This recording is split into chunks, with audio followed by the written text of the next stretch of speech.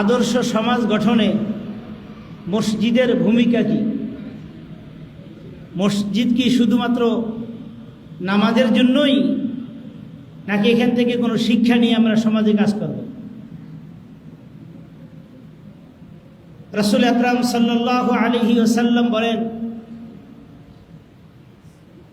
ইন্না মিন আশরাতিস সাআতি আল গুলুবুল মাসাজিদ।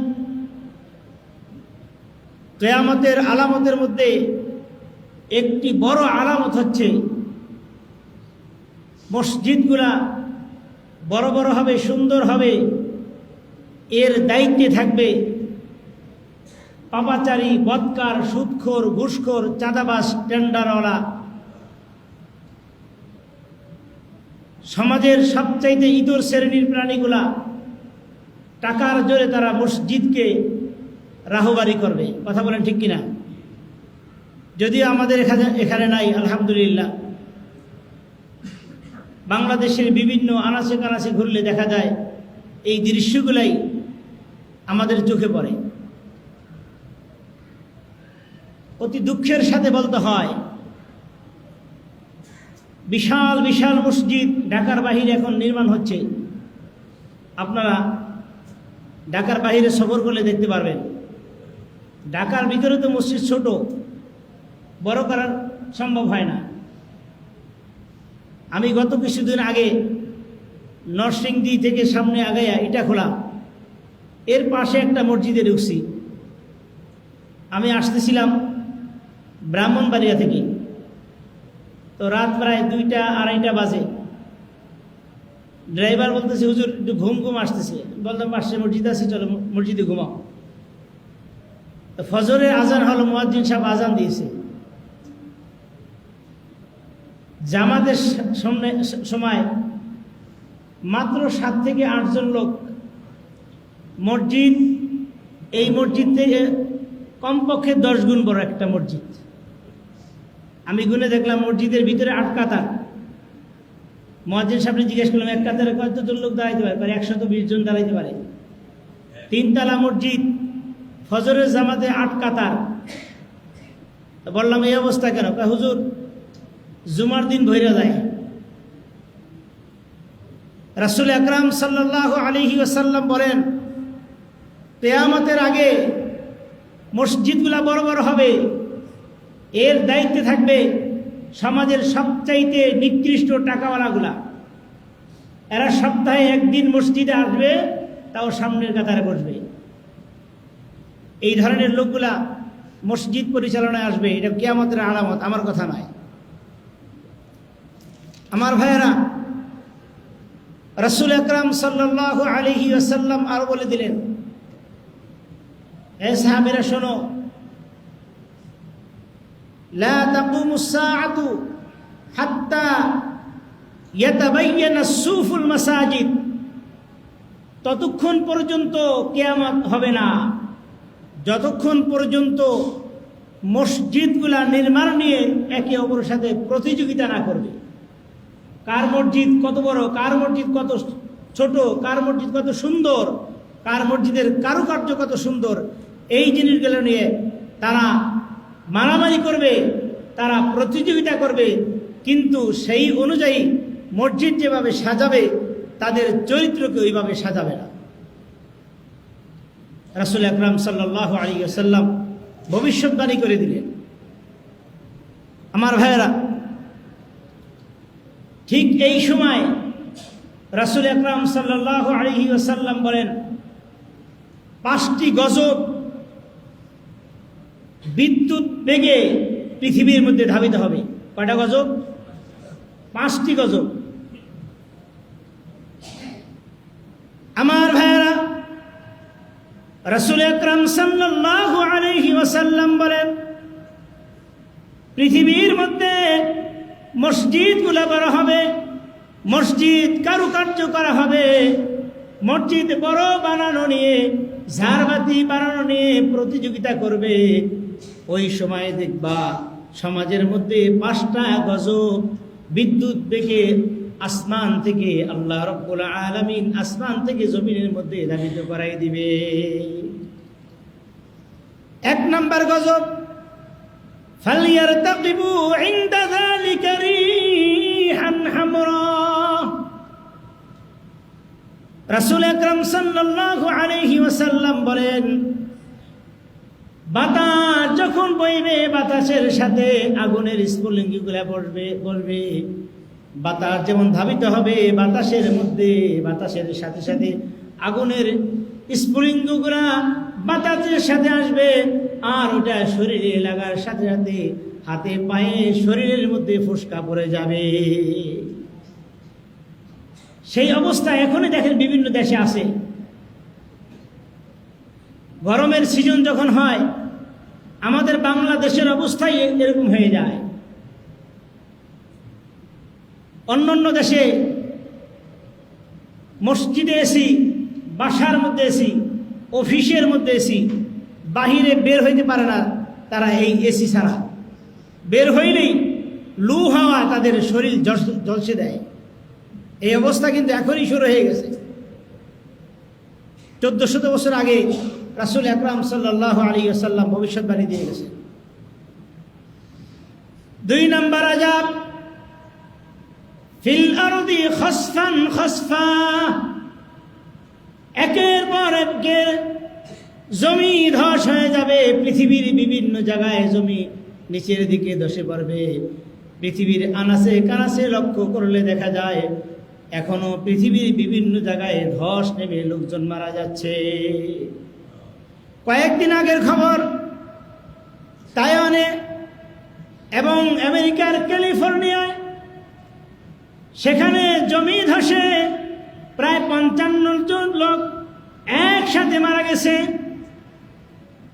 বাংলাদেশের পঞ্চগড়ে গত বছর একই পরিবারে তিনজন লোক, ছেলে মেয়ে এবং তার ওই সন্তানের মা, জমি ধসে একবারে গভীরে চলে গেছে, সাথে সাথে তাদের মৃত্যু ঘটছে।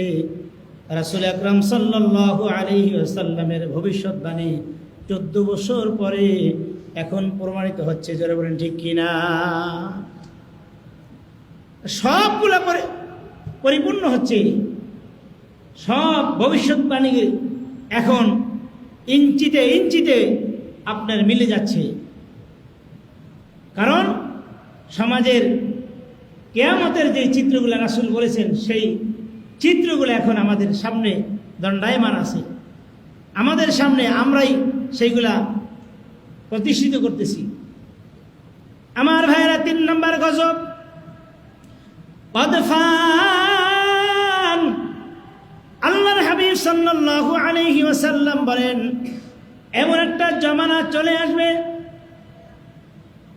যখন তোমরা দেখবে ছেলে মেয়ে হয়ে যাচ্ছে, মেয়ে ছেলে হয়ে যাচ্ছে, তখন মনে করবে কিয়ামত খুব কাছে চলে আসছে।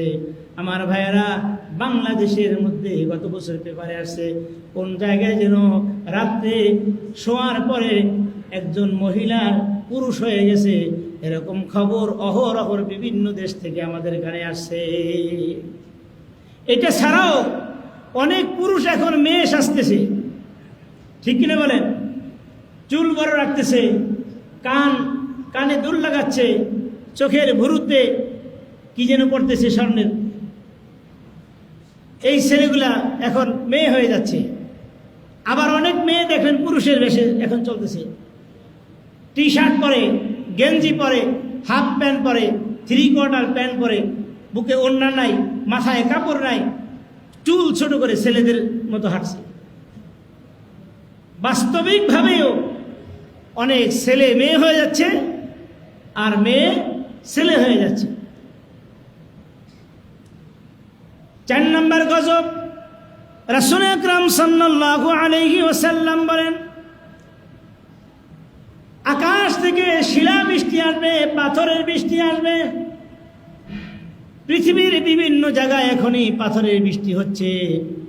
আমার ভাইয়েরা, রাসূল সাল্লাল্লাহু আলাইহি ওয়াসাল্লামের ভবিষ্যৎবাণীগুলো সবগুলো বর্তমানে প্রস্তুত হচ্ছে, বর্তমানে সবগুলো মিলে যাচ্ছে।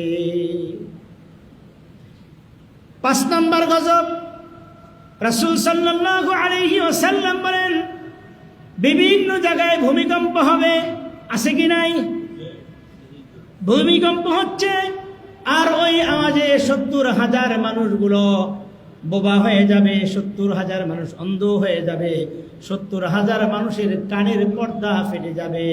এই অবস্থা যখন হয়ে যাবে তোমরা ধরে নিও কিয়ামত খুব কাছে চলে আসছে। ঠিক এই সময় যারা মসজিদ পরিচালনা করবে, ইমামের কথার কোনো দাম থাকবে না, খতিবের কথার কোনো দাম থাকবে না। তারা নিজেদের মতো সমাজ পরিচালনা করবে, মসজিদ পরিচালনা করবে। এমনকি মসজিদকে হেদায়েতের কেন্দ্রস্থল তারা বানাইবে না, নিজেদের মতো ব্যবহার করবে। আমার ভাইয়েরা, আপনাদের কাছে প্রশ্ন, মসজিদ আমরা সুন্দর করব, লক্ষ লক্ষ টাকা মসজিদে 2 হাতে দান করব, সেই সাথে মসজিদ সুন্দরের সাথে আমাদের চরিত্র সুন্দর হওয়া দরকার আছে কি নাই? জোরে বলেন। এই শিক্ষাটা আমরা সমাজে নিই না, কারণ সমাজে নিলেই তো ধরা হয়ে যাবে। নেতার নেতাগিরি থাকবে না, মাতবরের মাতব্বরি থাকবে না, কারণ মসজিদে তো একভাবে চলছে, সমাজে যদি ওইভাবে চলে তার প্রাধান্য আর সমাজের মধ্যে থাকবে না। এই কারণে সমাজ এবং মসজিদকে তারা আলাদা করে দিচ্ছে। আমার ভাইয়েরা, রাসূল আকরাম সাল্লাল্লাহু আলাইহি ওয়াসাল্লামের জামানায় বিচার কাজ করার জন্য, সমাজ পরিচালনা করার জন্য, যুদ্ধ বিগ্রহ পরিচালনা করার জন্য একটি মাত্র স্থান ছিল, তার নাম মসজিদ। বলেন তো সেই মসজিদের নাম কি? বলেন, জোরে বলেন। মসজিদে নববী। আলাদা কোনো পার্লামেন্ট ছিল না, গণভবন ছিল না, রাষ্ট্রভবন ছিল না, সংসদ ভবন ছিল না।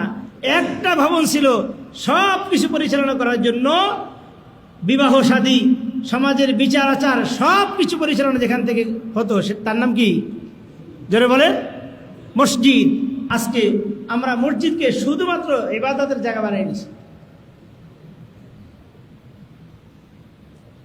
মসজিদ থেকে 1 নম্বর শিক্ষা যেটা নেব, মসজিদ আমাদেরকে ঐক্যবদ্ধ হতে শিখায়। কি শিখায়? জোরে বলেন। ঐক্যবদ্ধ হতে শিখায়।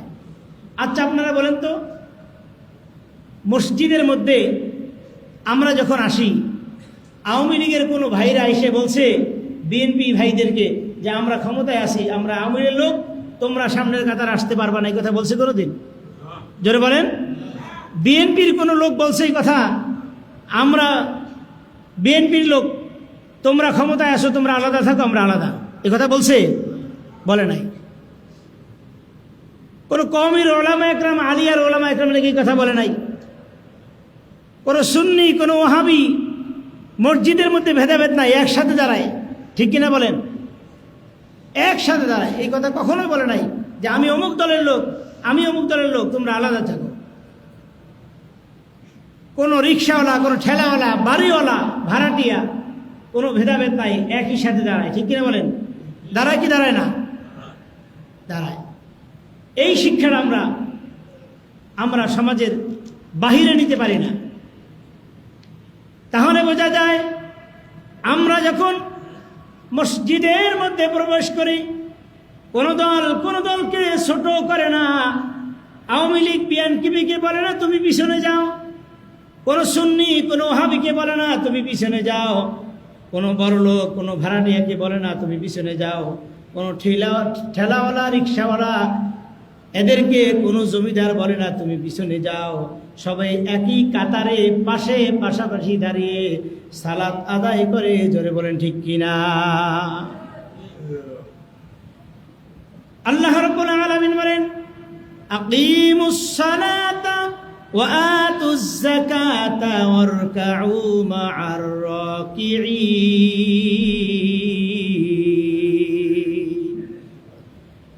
আল্লাহ রাব্বুল আলামিন বলেন, তোমরা নামাজ আদায় করো, যাকাত প্রদান করো, আর রুকুকারীদের সাথে রুকু করো। এখানে আল্লাহ রাব্বুল আলামিন ধনী দরিদ্র রাজা বাদশা কাউকে আলাদা করে দেয় নাই। এই শিক্ষাটা আজকে আমরা সমাজে নিতে পারি না। মসজিদ থেকে বের হইলেই আমাদের মধ্যে ভেদাভেদ শুরু হয়ে যায়, আমাদের মধ্যে কোনো ঐক্য থাকে না।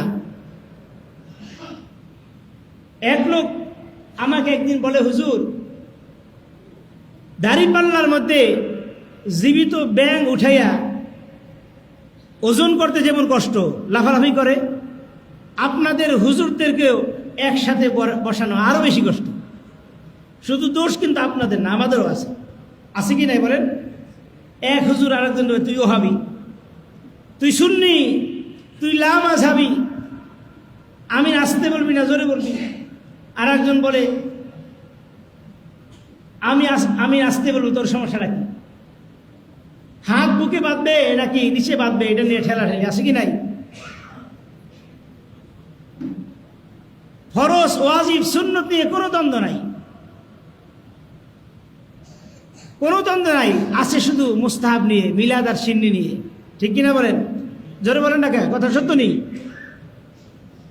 এই সামান্য জিনিস নিয়ে আমাদের মধ্যে ঠেলাঠেলি দ্বন্দ্ব। একজন আরেকজনকে কাফের বলতেও দ্বিধাবোধ করে না। সামান্য পানে থেকে চুন ঘটছে, কাফের ফুটবল দিয়ে দিচ্ছে। মুসলমান না, মুসলমান থেকে খারিজ হয়ে গেছে, তারা এই দায়িত্ব দিয়ে দিছে। এই চহিদারি টেন্ডারি তারা দিয়ে দিছে, তুমি তো ফতুয়া দাও। সে কাফের, ওহাবি, সুন্নি, লা মাযহাবি। আসলে দোষ তো এখানে না, দোষ এই অন্য জায়গায়। বলবো সেটা কি? ওই এক লোক রাস্তা দিয়ে যাইতেছে, দেখে তিনজন লোক মারামারি করতেছে। কি ব্যাপার, তোমরা মারামারি করো কেন? বলতেছে নামাজে দাঁড়াইছি, ওই হাত বুকে বাঁধছে, ওর পিছিয়ে নামাজ দেবো না। আর একদিন কয়, তুই পিছায়, আমি নামাজ পড়াবো। সে সামনে গিয়ে সে বাচ্চা নাবিন দিছে, পিছে থেকে বলছে, এই তুই নাবিন দিছে, হাত বাঁচছিস না, তোর নামাজ হবে না, পিছিয়ে। আরেকজন হাত ছাইড়ে দিয়ে নামাজ দাঁড়াইছে, কয় তোর নামাজ হবে না, তুই পিছিয়ে। তো যেই লোকটা পাশ দিয়ে যাইতেছিল সে বলে, আরে মিয়া, সমস্যা তো এখানে নয়, সমস্যাই যেই জায়গা আমি নামাজ পড়াই, দেখো আমার নামাজ হয় কিনা। সে নামাজে দাঁড়াইয়া সামনের কাতারে হাত বাঁধছে কপালে, বুকেও বাঁধে নাই, নাবিন নিচেও বাঁধে নাই, হাত সাইডে কপালে বাঁধছে। ওই তোমার নামাজ হবে না, তুমি কপালে বাঁধছো। কারণ মিয়া দোষ তো ওই জায়গায় না, দোষ হয়েছে আমাদের কপালের। আমরা সামান্য জিনিস নিয়ে মারামারি কাটাকাটি করি, ওহাবি সুন্নি নিয়ে আমরা মারামারি করি, অথচ রাম বামরা ইসলামের উপর, মানুষের ইমানের উপর আঘাত করে পুরা মুসলিম জাতিকে নিধনের চেষ্টা করছে, সেই দিকে খবর নাই। ঠিক কিনা বলেন? আজকে মুসলমান ঐক্যবদ্ধ নাই, বিচ্ছিন্ন হয়ে গেছে। আল্লাহ রাব্বুল আলামিন বলেন, ও আতাসিমু বিহাবলিল্লাহি জামিআন ওয়া লা তাফাররাকু, তোমরা আমার কোরআনকে আঁকড়ে ধরো, শক্তভাবে আঁকড়ে ধরো, পরস্পর বিচ্ছিন্ন হয় না। বিচ্ছিন্ন হলেই বিপদে পড়বে। ফাসেক ফুজ্জাররা বাঘ যেমন হরিণের দিকে শত্রুতার চোখে তাকিয়ে থাকে, এরকম ভাবে সারা পৃথিবীর মধ্যে মুসলমানদের দিকে এই ইহুদি নাসারার যেই প্রেতাত্মারা দালাল হিসাবে কাজ করতেছে, তারা আমাদের ঈমান হরণ করার জন্য বিভিন্নভাবে পায়তারা করতেছে। সেদিকে কোনো খবর নাই। ফরজ ওয়াজিব ছুটে যাচ্ছে, খবর নাই। নফল নিয়ে আমরা মারামারি, আছে কি নাই বলেন? তো সমাজের এক নাম্বার শিক্ষা আমরা নেব কি মসজিদ থেকে? বলেন, ঐক্যবদ্ধ হওয়া। মসজিদে যেমন ঠেলাঠেলি নেই, মারামারি নেই, ঠিক এরকম বাহিরেও আমরা ঐক্যবদ্ধ হতে শিখব এবং অপরকে শিখাইব, ঐক্যবদ্ধ হয়ে থাকবো। আসেন এবার 2 নম্বর শিক্ষা যাই। 2 নম্বর শিক্ষা হচ্ছে, মসজিদ আমাদেরকে ভ্রাতৃত্ব বন্ধন শিখায়, একে অপরের ভাই হতে শিখায়। মসজিদে এসে যেমন ঠেলাওয়ালা, রিক্সাওয়ালা, বাড়িওয়ালা, এমপি, মন্ত্রী, মিনিস্টার, জজ, ব্যারিস্টার, পুলিশ, ডিআইজি, বিভিন্ন শ্রেণীর লোকেরা একই সাথে পাশাপাশি দাঁড়ায়, মসজিদ যখন ভরে যায়, দেখবেন একজন মুসাফিরও যদি পিছনে থাকে তারে সকলে মিলে জায়গা করে দেয়, ঠিক কিনা বলেন? সকলে মিলে জায়গা করে দেয়। ভাই ভাই হয়ে পাশাপাশি দাঁড়াতে শিখায়, ভ্রাতৃত্ব বন্ধন শিখায়। আমার ভাইয়েরা, আল্লাহ রাব্বুল আলামিন বলেন, ইন্নামাল মুমিনুনা ইখওয়াতুন ফাসলিহু বাইনা আখাওয়াইকুম ওয়াত্তাকুল্লাহা ইন্নাল্লাহা গফুরুর রহিম। জোরে বলুন আল্লাহু আকবার। আল্লাহ তাআলার নির্দেশ, ইন্নামাল মুমিনুনা ইখওয়া, নিঃসন্দেহে যারা মুসলমান দাবি করবে তারা যেন ভাই ভাই হয়ে থাকে। ফাসলিহু বাইনা আখাওয়াইকুম ওয়াত্তাকুল্লাহ, তুমি তোমার ভাইয়ের সাথে কোনো ব্যাপারে যদি মনোমালিন্য হয়, ইসলামী শরিয়া মোতাবেক তোমরা ফায়সালা করে নাও, আল্লাহকে ভয় করো, তাহলে অবশ্যই তোমরা রহমত প্রাপ্ত হবে। জোরে বলুন সুবহানাল্লাহ। ডক্টর আল্লামা ইকবাল রহমাতুল্লাহি আলাইহি বলেন, আল্লামা ইকবাল রহমাতুল্লাহি আলাইহি বলেন, একই সফ মে খারে হোগে মাহমুদ আয়াজ, না কোই বান্দা রহা না কোই বান্দা নওয়াজ।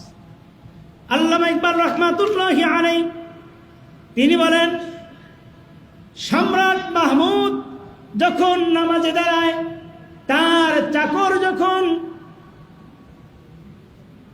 নামাজে তার পাশে দাঁড়ায় যায়, সম্রাট মাহমুদ আর সম্রাট থাকে না, চাকর তখন চাকর থাকে না, সকলেই আল্লাহর গোলাম হয়ে যায়। ঠিক কিনা বলেন? সকলেই আল্লাহর গোলাম হয়ে যায়। তাহলে মসজিদ আমাদেরকে 2 নম্বর শিক্ষাটা কি দেয়? ভ্রাতৃত্ব বন্ধনে আবদ্ধ হওয়া, একে অপরকে ভাই হিসাবে মেনে নিতে হবে, ভাইয়ের হক আদায় করতে হবে। মান সালিমাল মুসলিমুনা মিন লিসানিহি ওয়া ইয়াদিহি, যার হাত এবং জিহ্বা থেকে তার প্রতিবেশী রক্ষা পায় না, সে তো মুসলমানই না। আমি আমার গরিব ভাইকে যেমন মসজিদে জায়গা না হওয়ার পরেও একটু জায়গা করে দিলাম, সমাজের মধ্যেও আমি খেয়ে থাকবো, আমার ভাই না খেয়ে থাকবে, এটা ইসলাম কখনো শিক্ষা দেয় না। সকলে মিলেমিশে থাকতে হবে, ভাই ভাই হয়ে থাকতে হবে, একে অপরের সহযোগিতা করতে হবে। এমনকি আপনার আমার সমাজে কোনো অন্য ধর্মের লোক থাকলেও তাদেরকেও তাদের হক আদায় করতে হবে। ইসলাম আমাদেরকে ঐক্যবদ্ধ এবং ভ্রাতৃত্ব বন্ধন শিক্ষা দেয়। আমার ভাইয়েরা, মসজিদের 3 নম্বর শিক্ষা হচ্ছে, মসজিদ আমাদেরকে যোগ্য নেতা নির্বাচন শেখায়। কি কি শেখায় বলেন? যোগ্য নেতা নির্বাচন শেখায়। কি ভয় পাইতেছেন? এটা কোনো রাজনৈতিক বক্তব্য না, এটা ঈমান এবং ইসলাহের বক্তব্য। মসজিদ আমরা নামাজ পড়তেছি বছরকে বছর, এখান থেকে আমরা শিক্ষাটা নিয়ে আমাদের সমাজে, আমাদের রাষ্ট্রে, আমাদের পরিবারে আমরা বাস্তবায়ন করতে পারি না। বড় দুঃখের বিষয়, পরিতাপের বিষয়। তো 3 নম্বর মসজিদের শিক্ষা হচ্ছে, মসজিদ আমাদের যোগ্য নেতা নির্বাচন শিখায়। আমার ভাইয়েরা, একটু লক্ষ্য করলেই আমরা বুঝতে পারি, আমরা যখন মসজিদে নামাজের মধ্যে আসি, নামাজে কাতারে কাতারে দাঁড়ায় যায়, একটা প্রশ্নের উত্তর এবার দিবেন। 10 কাতার হোক, 20 কাতার হোক, 50 কাতার হোক, একই জামাতের ইমাম হয় কয়জন? আরো জোরে বলেন। একজন ইমাম হয়। এইবার বলেন, ইমাম যদি যোগ্য না হয় তার পিছনে নামাজ পড়বেননি? কথা বলেন না কেন? ইমাম যদি চোর, বাটপার, খুনি, জেনাকার, বদমাইশ হয়, ইমাম যদি টেন্ডারবাজ হয়, চাঁদাবাজ হয়, বিভিন্নভাবে মানুষের উপর অত্যাচারী হয়, ওই ইমামের পিছে কি আপনারা নামাজ পড়বেননি? জোরে বলেন না কেন? যেই ইমামের পিছে যেই দোষের কারণে আপনি নামাজ পড়বেন না, টেন্ডারবাজি চুরি ডাকাতির কারণে নামাজ পড়বেন না। তাহলে এই শিক্ষাটা আমরা একটু বাহিরে নিয়ে যাই। আমরা সমাজের দায়িত্ব যাদের উপর দিব, তারা যদি এই চরিত্রের হয়, তাদেরকে আমরা নেতা বানাইবনি। এইবার কথা কয় না, আমরা তো তাই করতেছি। মসজিদের একজন ইমাম নির্বাচনের সময় মসজিদের ইমামের কণ্ঠ সুন্দর কিনা সেটা দেখেন, ইমামের এলেম আছে কিনা দেখেন, বউ পর্দা করে কিনা সেটাও দেখেন। যদি ইমামের বউরে কেউ কোনো দিক দেয় ফাঁক ফু করে দেখে আলায়, আহারে ইমামের বউ পর্দা করে না, তার পিছনে নামাজ হইবনি, ফতুয়া খুঁজেন, ঠিক কিনা বলেন? কিন্তু এই ইমামের কাতারে যখন আমরা বাহিরে গিয়া আমাদের রাহবার, আমাদের পরিচালক, আমাদের নেতা নির্বাচন করি, তখন কি এগুলো দেখার দরকার আছে কি নাই? দেখার দরকার আছে। আমার ভাইয়েরা, কোনো রাজনৈতিক বক্তব্য না, এটা বোঝার জন্য বলছি। একটু মিলিয়ে দেখেন সমাজের সাথে। আজকে যদি ইমাম নির্বাচনের ব্যাপারে যেই সকলগুলা লক্ষ্য করি, ওই কাজগুলা যদি আমরা বাহিরেও লক্ষ্য করতাম, আমাদের সমাজটা জান্নাত হয়ে যেত, সুন্দর হয়ে যেত, শান্তিময় হয়ে যেত। শান্তিপুর শুধু নামই শান্তিপুর থাকতো না, আসলে শান্তিও থাকতো, ঠিক কিনা বলেন? অনেক নামের সাথে কাজের মিল নাই। সোনার গায়ে সোনা পাওয়া যায় না, মতিঝিলে মতি নাই, সব দুর্নীতির আখ্যানা হয়ে গেছে। এই জন্য মসজিদের শিক্ষাকে আমাদের বাহিরে নিয়ে যেতে হবে। আমার ভাইয়েরা, এবার আসুন, আপনি যেমন তার পিছনে নামাজ পড়বেন না, মসজিদের এই শিক্ষা যদি আজ সমাজের মধ্যে বাস্তবায়ন না করি, তাহলে সমাজের অবস্থাটা কি হবে দেখেন। একজন মসজিদের ইমাম যদি চুরি করে, তারে রাখবেন নি? বলেন, তারে রাখবেন না। মসজিদের ইমাম যদি চাঁদাবাজ, বদমাশ, টেন্ডারবাজ হয়, তাদেরকে আমরা ইমামতি রাখবো না। ঠিক সমাজের মধ্যে যাদেরকে আমরা নেতা নির্বাচন করেছি, তার চরিত্রের মধ্যে যদি এই সকল দোষ থাকে, আমরা ওয়াদা করতে হবে তাদেরকে আর নেতা নির্বাচন করব না, ঠিক কিনা বলেন? এই ওয়াদা দিতে হবে, নইলে মসজিদে এক কাজ, বাইরে এক কাজ, আপনি তো মুনাফিক হয়ে যাবেন। কথা এবং কাজের সাথে যদি মিল না থাকে, তাদেরকে কি বলা হয় বলেন? আমার ভাইয়েরা, এবার আপনাদের কাছে একটা প্রশ্ন। নবী করিম সাল্লাল্লাহু আলাইহি ওয়াসাল্লামের জামানায় রাষ্ট্রনায়ক ছিল একজন, মসজিদের ইমাম ছিল অন্যজন। কথা বলেন না কেন? কথা বোঝেন নাই? রাষ্ট্রনায়ক ছিল একজন, আর মসজিদের ইমাম কি অন্যজন ছিল? একজনই ছিল। আবু বকর রাদিয়াল্লাহু আনহুর জামানায় রাষ্ট্রনায়ক ছিল একজন, মসজিদের ইমাম ছিল অন্যজন। বলেন না কেন? রাসূল সাল্লাল্লাহু আলাইহি ওয়াসাল্লামের জামানায় যিনি রাষ্ট্রনায়ক ছিল, তিনি কিন্তু মসজিদের ইমাম ছিল, ঠিক কিনা বলেন? আবু বকর রাদিয়াল্লাহু আনহুর জামানায় যিনি রাষ্ট্রনায়ক ছিল, তিনি কিন্তু মসজিদের ইমাম ছিল। ওমর রাদিয়াল্লাহু আনহুর জামানায় যিনি রাষ্ট্রনায়ক ছিল, তিনি কিন্তু মসজিদের ইমাম ছিল।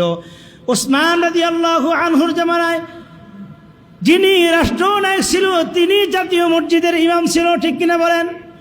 আলী রাদিয়াল্লাহু আনহুর জামানায় যিনি রাষ্ট্রনায়ক ছিল, তিনি কিন্তু মসজিদের ইমাম ছিল। যখন থেকে রাষ্ট্রনায়ক একজন, মসজিদের ইমাম আর একজন হলো, তখনই গজব শুরু হতে লাগলো। সেই সোনালী দিন আর নাই, কারণ মসজিদ আর রাষ্ট্রকে আমরা আলাদা করে ফেলেছি। এখন তো বলে, হুজুর আপনাদের কাজ নামাজ পড়ানো, নামাজ পড়ে আপনারা চলে যান, এই সমাজের রাষ্ট্রের কোনো দায়িত্ব আপনাদের নাই, এটা আমরা দেখবো, আমাদেরটা আমরা দেখব।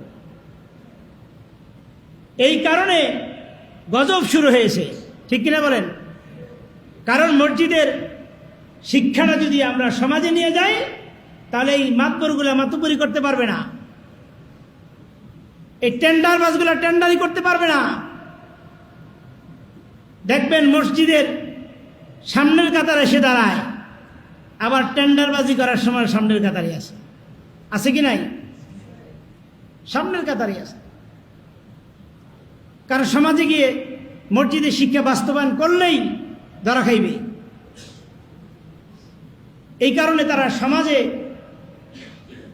রাষ্ট্রে এক কাজ করে, মসজিদে তারা অন্য কাজ করে। ইমামদেরকে কথা বলতে দেয় না, আবার পানে থেকে চুন খসলে ইমামের চাকরি চলে যায়, ঠিক কিনা বলেন? সামান্য ত্রুটি পাইছে, চাকরি নাই। আর একটা কাজ হয়, সর্বোচ্চ ডিগ্রিধারী একজন ইমাম মুয়াজ্জিন আমরা নিয়োগ দিই, সর্বোচ্চ ডিগ্রিধারী, কোরআন তেলাওয়াত সুন্দর, ইন্টারন্যাশনাল হাফেজ, বয়ান করতে পারে কিনা সব কিছু দেখি। বেতনের বেলায় আমার ড্রাইভারের সমানও দেই না। কথা বলেন না কেন? বাস্তব কিনা বলেন? বাস্তব। আর আমি এক বেলা খাবার খাইতে হোটেলে যান, গিয়ে দেখেন একটা ডিমের দাম 20 টাকা, ঠিক কিনা বলেন? 30 টাকা নাই।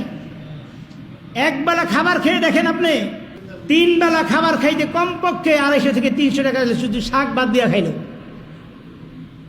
একজন ইমামকে বেতন দেন কত? এটা সম্পূর্ণ ইহুদি নাসারাদের চক্রান্ত। আমরা তো বুঝি না, আমরা বুঝি না। কারণ মসজিদের ইমাম, মুয়াজ্জিন, খাদেম, মাদ্রাসার যোগ্য শিক্ষকদের যদি বেতন বেশি দেওয়া হতো, ওদের টার্গেট এটাই। বেশি দেওয়া হলে আমাদের সমাজের যত বড় বড় ডাক্তার, ইঞ্জিনিয়ার আছে, সকলের সন্তানগুলা মাদ্রাসায় দিবে, কারণ বেতন হলে বেশি। তখন আর ইঞ্জিনিয়ার বানাইব না। আমরাও ইঞ্জিনিয়ার বানাইতে নিষেধ করি না, অন্তত প্রাথমিক শিক্ষা ইসলামী শরিয়াত যতটুকু না জানলে তার ঈমান রক্ষা করতে পারবে না, অতটুকু প্রাথমিক শিক্ষা আপনি মাদ্রাসায় দিয়ে এরপরে ডাক্তার, ইঞ্জিনিয়ার বানান। ওই সন্তান, ওই ছেলে কোনোদিন টেন্ডারবাজ হবে না, চাঁদাবাজ হবে না, কারণ ইসলামী শিক্ষা আছে তো তার ভিতরে। কোনোদিন রডের বদলে বাঁশ দিবে না, তেল চুরি করে খাটের নিচে রাখবে না, কোনোদিন রাখবে না। আল্লাহর কসম করে বলছি, একটা মাদ্রাসার অথবা কোনো আলেমকে একটা দায়িত্ব দিয়ে দেখেন, অন্তত আল্লাহর ভয় ভিতরে থাকবে। বেজার হয়েছেন আমার কথায়? বেজার হয়েছেন? কথা বলেন না তো, আমি তো বুঝি আমার উপরে বেজার আপনারা। কারণ আমি এখান থেকে বের হলে বলতে পারেন, হুজুর আগামী জুমায় আসেন না। একটা কথা আপনাদেরকে কষ্ট দেওয়ার জন্য বলেন, শুধু বুঝার জন্য বলছি, একটু বুঝতে শেখেন। সাইয়্যিদনা ওমর রাদিয়াল্লাহু আনহুর জামানায় তারা কেমন রাষ্ট্রনায়ক ছিলেন একটু লক্ষ্য করে দেখেন। ওমর রাদিয়াল্লাহু আনহু রাষ্ট্রের হিসাব নিকাশ করতেছেন, একটা বাতি জ্বালাইয়া রাষ্ট্রের হিসাব করতেছে। এই মুহূর্তে তার 3 জন মেহমান দরজায় করাঘাত করেছে। বলছে, কে? আমরা অমুক। কেন আসছো? ব্যক্তিগত কিছু কথা বলার জন্য। ওমর রাদিয়াল্লাহু আনহু সাথে সাথে বাতিটা বন্ধ করে অন্য একটা বাতি জ্বালাই দিলেন। সুবহানাল্লাহ বলেন। অন্য একটা বাতি জ্বালাই দিলেন। আগন্তুকের মনে প্রশ্ন, আমিরুল মুমিনিন, আমরা যখন দরজায় এসেছি একটা বাতি জ্বালানো ছিল, আপনি লেখালেখি করতেছিলেন, আমরা ভিতরে ঢোকার পরে ওই বাতিটা বন্ধ করে আরেকটা বাতি জ্বালাইলেন, কারণটা কি জানতে চাই। সাইয়্যিদিনা ওমর রাদিয়াল্লাহু আনহু বলেন, হে আগন্তুক শোনো, আমি রাষ্ট্রের কাজ করতেছিলাম, এই জন্য রাষ্ট্রের খরচে বাতি জ্বালাইতেছিলাম। এখন তোমরা ব্যক্তিগত কাজে আসছো, এই জন্য আমার ইনকাম করার টাকা দিয়ে বাতি জ্বালাই দিয়েছি। না জানি কিয়ামতের ময়দানে এই বাতির তেল নষ্ট করার কারণে আমাকে জবাবদেহি করতে না হয়। খেয়াল করে দেখছেন কেমন তাকওয়া, কেমন ভীতি ছিল। আর কি দুর্নীতি হচ্ছে। আমাদের মাননীয় প্রধানমন্ত্রী তো দুর্নীতিকে জিরো টলারেন্স ঘোষণা করছে, অনেক সজাগ করতেছে, তারপরও লাগামহীন হয়ে গেছে, কোনোভাবেই মানতেছে না। সরকারি বড় পদে চাকরি করে, ছেলের জন্য গাড়ি একটা, মেয়ের জন্য একটা, বউর জন্য একটা, হ্যার জন্য 2টা, আছে কি নাই বলেন? ইচ্ছা মতো খরচ করতেছে। তাহলে দুর্নীতি এইভাবে যদি হয়, ওই দেশে গজব আসবে না কেন বলেন? ওই দেশে দুর্ভিক্ষ আসবে না কেন? আমরা যদি প্রত্যেকের অবস্থান থেকে সজাগ হয়ে যাই। রাসূল আকরাম সাল্লাল্লাহু আলাইহি ওয়াসাল্লাম বলেন, আলা কুল্লুকুম রাঈন ওয়া কুল্লু মাসউলুন আন রাইয়াতিহি, সাবধান, তোমরা প্রত্যেকেই কিন্তু এক একজন প্রতিনিধি, সকলকেই সকলের দায়িত্ব সম্পর্কে জিজ্ঞেস করা হবে। সজাগ হয়ে যাই আমার ভাইয়েরা। সাইয়্যিদনা আবু বকর রাদিয়াল্লাহু আনহুর জামানায় যখন তিনি রাষ্ট্রনায়ক ছিলেন, তখন তার বিচারালয়ে একজন আগন্তুক এসে বলতেছে, হে আমিরুল মুমিনিন, অমুক জায়গায় নামা এলাকায় একটা মুরব্বী রয়েছে, বৃদ্ধ মহিলা রয়েছে, তিনি তার কুয়ার পানি উঠাইতে পারে না, কষ্ট পায়, ঘর ঝাড়ু দিতে পারে না, ওইখানে যদি একজন লোক নিয়োগ করা হয় তাহলে ওই মহিলা কাজগুলো সুন্দরভাবে করতে পারবে। সাইয়্যিদনা ওমর রাদিয়াল্লাহু আনহু সেখানে দণ্ডায়মান ছিলেন। ওমর রাদিয়াল্লাহু আনহু বলেন, হে আমিরুল মুমিনিন, এই দায়িত্বটা আমি ওমরকে দিয়ে দেন। আল্লাহু আকবার বলেন। একজন মন্ত্রী তার প্রধানমন্ত্রীকে বলতেছে, এই দায়িত্বটা আমাকে দেন, এই রাখালি দায়িত্বটা আমাকে দেন, এই খেদমতটা আমি করি। আমার ভাই লক্ষ্য করে শুনবেন, সাইয়্যিদনা আবু বকর রাদিয়াল্লাহু আনহু দায়িত্বটা ওমর রাদিয়াল্লাহু আনহুকে দিয়ে দিলেন। সকলে চলে গেল। আবু বকর রাদিয়াল্লাহু আনহু চিন্তা করলেন, দায়িত্ব তো ওমরকে দিয়ে দিলাম, কিন্তু রাষ্ট্রনায়ক হিসেবে আমার দায়িত্ব আছে কি নাই। চিন্তা করে দেখেন, রাষ্ট্রনায়ক হিসেবে দায়িত্বটা সর্বপ্রথম আমার। এই চিন্তা করে রাত্রির গভীর অন্ধকারে আবু বকর রাদিয়াল্লাহু আনহু ওই মহিলার বাড়িতে গিয়ে ঘর ঝাড়ু দিয়ে দিলেন এবং ওই মহিলার কুয়া থেকে পানি উঠাইয়া দিয়ে দিলেন। জোরে বলেন সুবহানাল্লাহ। আবু বকর রাদিয়াল্লাহু আনহু বলেন, সকালবেলা একবার ভোরে ফজর নামাজ পড়ে যাবো, ফজরের নামাজ পড়ে গিয়ে দেখে কাজ যেন তার যাওয়ার আগে কে করে দিয়েছে। তিনি এই কাজ করার আগে গিয়ে দেখেন তার আগে এই মহিলার কাজগুলা অন্য একজন করে দিয়ে আসছেন। সুবহানাল্লাহ। চিন্তায় পড়ে গেলেন, দায়িত্ব নিলাম আমি, কাজটা করলো কে?